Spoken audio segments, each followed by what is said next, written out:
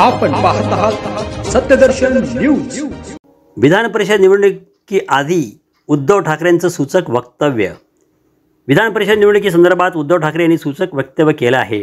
16 मते आहेत, 11 जागा आहेत, शिवसेनेचा एक येऊ शकतो। एनसीपीने नीट गणित मांडलं तर त्यांचा एक येऊ शकतो, काँग्रेसचा एक येऊ शकतो, शेकापचे एक येऊ शकतो। जयंत पाटील यांना एनसीपी तिकीट देत असेल तर त्यांचाही येईल। आमचं गणित पक्का आहे। 11 जागेत आमच्या 3 पक्षाच्या 3 येतात। आम्ही एकाची खात्री देत आहोत। त्यामुळे त्यांची मते त्यांना सांभाळायची आहेत, कारण लोकसभा निवडणुकीनंतर बऱ्याच हालचाली झाल्या आहेत, असं उद्धव ठाकरे म्हणाले। विधान परिषदेची निवडणूक झाली तर गमतीशीर होणार। पेढे कोण कोणाला भरवतोय ते कळेलच, असं उद्धव ठाकरे म्हणाले। विधान परिषदेचे 11 सदस्य पुढच्या महिन्यात निवृत्त होणार आहेत। विधान परिषद निवडणुकीचा कार्यक्रम मागच्या आठवड्यात जाहीर झाला। विधान परिषदेवर आता सर्वच पक्षाकडून कोणाला संधी मिळते याची उत्सुकता आहे।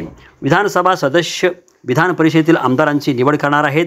25 जूनपासून 2 जुलैपर्यंत अर्ज करण्याची मुदत असणार आहे।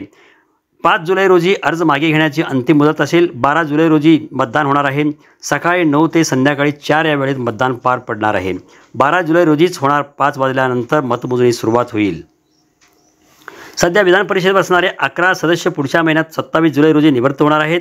Doctor Manisha Kayande, Vijay Girkar, Abdullah Durrani, Nilay Naik, Anil Parab, Ramesh Patil, Ramrao Patil, doctor Wajahat Mirza, doctor Pragya Satav, Mahadev Jankar, Jayant Prabhakar Patil विधान परिषदेतील या 11 सदस्यांचा कार्यकाळ संपणार आहे। कारण 11 जागा आहेत। आम्ही तिन्ही पक्ष, शिवसेनेचा एक येऊ शकतो, एनसीपीने जर नीट गणित मांडलं तर एनसीपीचा एक शकतो आणि काँग्रेसचा एक येतो। त्याच्यामुळे तिन्ही पक्ष जर का आपापली मतं आमची तर ठाम आहेतच आणि वरची कॅल्क्युलेशन ही काही सांगण्याची नसतात।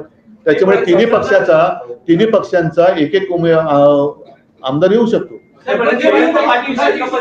जयंत पाटील जर का एनसीपी त्यांच्याकडनं देत असेल तर जयंत पाटील पण निवडून येऊ शकतात। शिवसेनेचा एक येऊ शकतो आणि काँग्रेसचा एक येऊ शकतो।